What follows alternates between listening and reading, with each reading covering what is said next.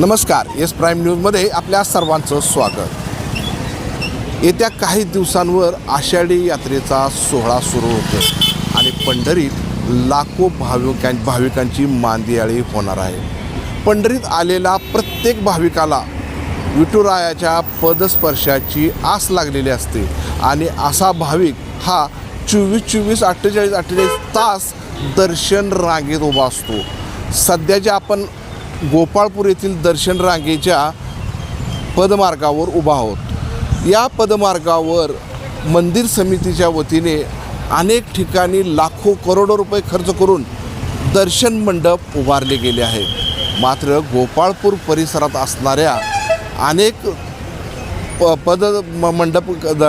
दर्शन रांगेच्या मंडपाखाली हा मुरुम टाकला गेलेला आहे। हा मुरुम म्हणजे पायाला टोचणारा दगड आहे। खरं तर मंदिर समितीने करोडो रुपयाचा चुराडा केला या भाविकांच्या सोयी करण्यासाठी। मात्र हा कागदावरच मेळ आहे का असा प्रश्न भाविकातून उपस्थित होतोय।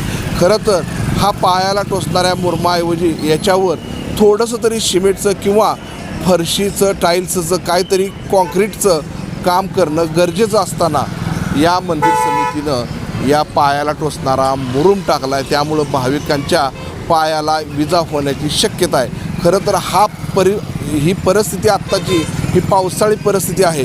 त्यामुळं वरून पाऊस आणि पायाला टोचणारा दगड, त्यामुळं भाविकांची हाल आणि गैरसोय होणार हे नक्की। तरी मंदिर समितीने तात्काळ यावर उपाययोजना करून या ठिकाणी मुरुमाऐवजी कॉन्क्रीट ओतण्याची गरज आहे। कॅमेरामॅन ऋषिकेश ननोरेसह जाकीर नदाम।